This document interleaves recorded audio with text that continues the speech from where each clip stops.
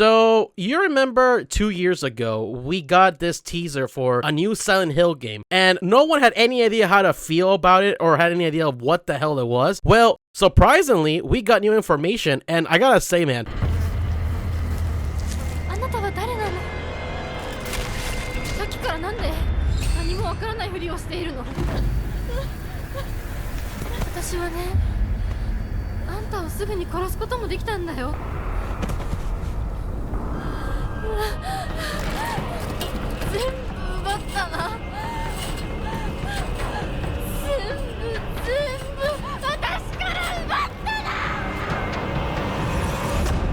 holy shit, does this look really good. Welcome, gaming brothers and gaming sisters, to a new video where this time I just want to geek out about the new Silent Hill game, because dude, this trailer, everything about this game that we're just getting information of is so freaking good that I just can't like contain myself and I just want to geek out. So get ready for my ramblings. So for the people that have no idea what I'm talking about or haven't had a chance to see the trailer yet, go check it out. I will leave the link on the description below so you guys can go watch it. Don't be lazy, go watch it. I promise you will be very satisfied or intrigued, especially if you're a Silent Hill fan or a horror game fanatic. And if the trailer wasn't enough and you wanted to know more about the game, there is a video of the devs talking about the game, sharing their direction, more info. So if you really want to go check that out, I will put it in the description below, but I recommend you go watch it. They go into a lot of more information. And with that out of the way, grab your lead pipe, get ready to enter the other world, and let's talk a little bit about Silent Hill F. So this Silent Hill is going to be the 9th mainline installment of the Silent Hill franchise. The last one being the very negative and very shit Silent Hill Downpour in 2012. Brother, that is 15 years that we haven't gotten a new Silent Hill game. And no, I am not counting the Silent Hill 2 remake. It's really fucking good, but that doesn't count since it's a remake. And no, I'm not counting, you know, PT and like its cruel fate that, you know, what happened to it. I'm still super sad about that one. I don't want to talk about it. And I didn't play Silent Hill short message, so I heard it was kind of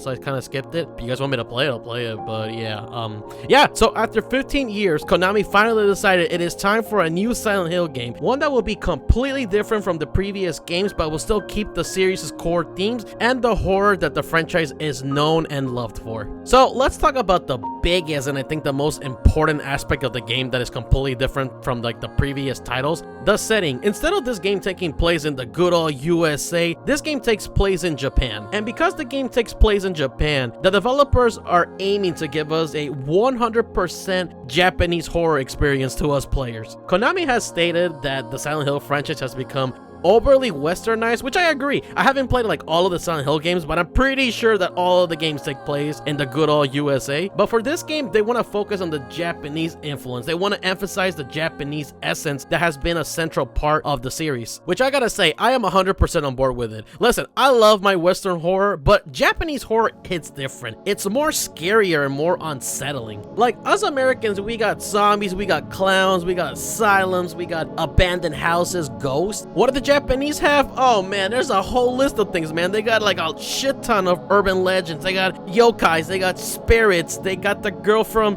The Ring, they have a suicide forest. There's a lot of shit that Japanese has that is just perfect for like horror elements. And one of the things that I like about Japanese horror is that they do not hold back on dark themes. What I'm showing here is the trigger warning of the game. Now, for a lot of people, you kind of look at that and you're like, bro, that's kind of crazy. But for me, it's like, first you had my curiosity, but now you have my erection. So I'm gonna be a little bit honest here, and this might be kind of a hot take, but I think Japanese people are kind of fucked up. I can confidently say that we have seen a lot of messed up shit when it comes to like manga and anime, dude. I know that you, dear viewer, have gotten traumatized by one of these things. Let me give you some of my personal examples. The first season of Made in Abyss completely annihilated me, especially at the end. The famous or infamous torture scene in Tokyo Ghoul, Re:Zero, one of my personal favorite animes of all time, has some of the most like crazy and some of the most disturbing scenes,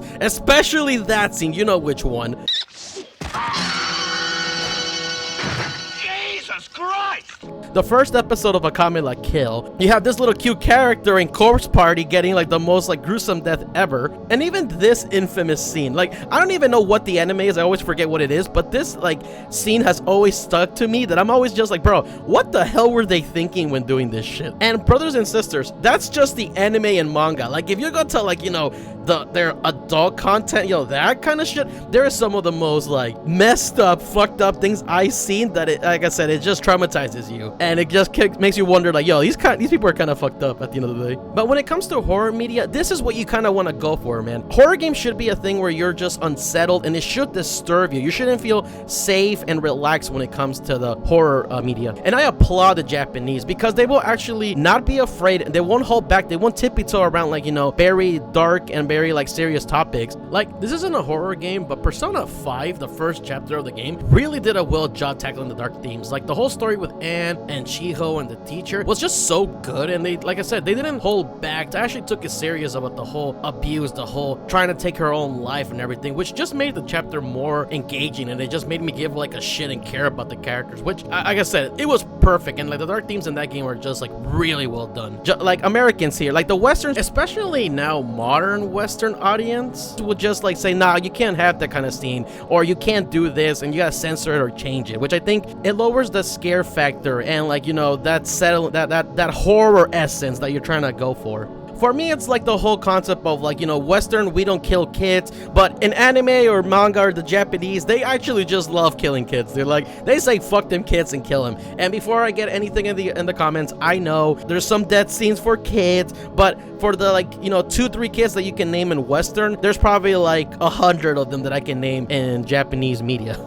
The developers have also said that the whole concept of the game is going to be finding the beauty and terror, which everyone knows that Japan is a beautiful place. If you've gone there, you know it's beautiful. You've seen photos, it is beautiful. So it's going to be pretty cool and refreshing to see the beauty of Japan meshed with like, you know, the chords and themes of what makes Silent Hill and making it a whole thing. And you can tell by a lot of the stuff, some of the shots in the video and some of the shots I'm sharing here, it just shows like that mixed together, and it's gonna be fun to like be traversing and exploring in the town of Ebesukaoka. I probably butchered that one, but yeah, I think everything about this game and like the setting and the horror aspect is gonna be so cool. And we haven't even talked about the monsters, dude, the most exciting part of any like Silent Hill game. And you can tell that some of the monsters in this game are just gonna be so freaking creepy. Like I don't even know what the hell this thing is, but I can't wait to like, you know, deal with it and get scared by it. The Japanese have always been good at monster creation, dude. You can name like a shit ton from like all Silent Hill games. Shit, even like that bitch from The Evil Within, the one that's like afraid of fire. That is one of the most scariest enemies I ever fought in one of the games, dude. Like I'll take